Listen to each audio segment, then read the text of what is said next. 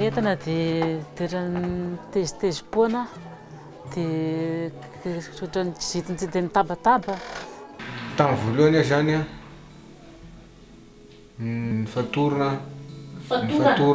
fatorana saina.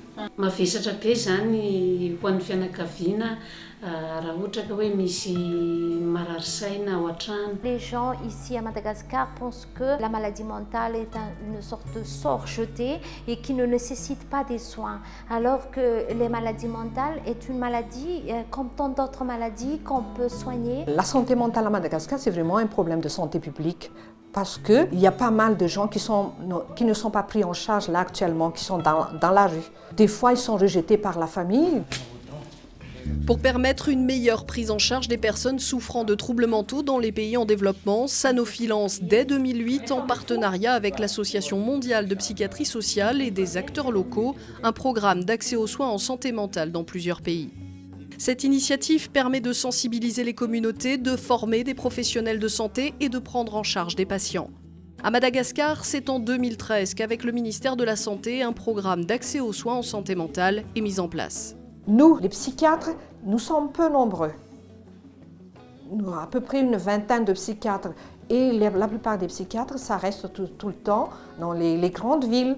Et dans les périphéries, il n'y a personne qui vont les prendre en charge. C'est pour cela que nous avons formé, et c'est un atout pour nous, de former ces généralistes-là. L'objectif dans cette formation, c'est que ces médecins arrivent à sensibiliser les gens, puis arrivent à bien poser le diagnostic, et puis à faire une prise en charge efficace pour ces malades.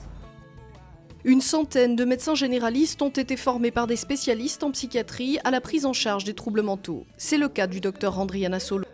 On a été vraiment aidé par cette formation à poser correctement le diagnostic de la schizophrénie et surtout les prendre en charge correctement. Tous ces médecins généralistes ont un rôle clé pour sensibiliser la population et lutter contre la stigmatisation et l'exclusion. Des outils de communication en langue malgache les aident à mieux faire comprendre la maladie et à inciter les patients à consulter dans les centres de santé. La sensibilisation est très importante parce qu'il faut que les gens et la communauté connaissent bien la maladie. Les malades avant, ils n'arrivent pas à fréquenter les centres de santé. Oui, il vient chez les tradipraticiens, des guérisseurs dans la communauté. Quand ils sont suivis, les patients et leurs familles peuvent de nouveau participer à la vie communautaire. Raha nisy le fitsaboana azy nandray fanafody ary nihinana izy hitako sapako sady hitako tsara fa nisy fiovany le zavatra niseho aminy zany hoe ny aretina. Mandeha any amin'ny masera dia masaka maraina dia hariva koa manondraka. Pour répondre aux besoins d'un plus grand nombre de patients, le ministère de la Santé et ses partenaires renforcent actuellement cette offre de soins en l'étendant aux autres troubles mentaux.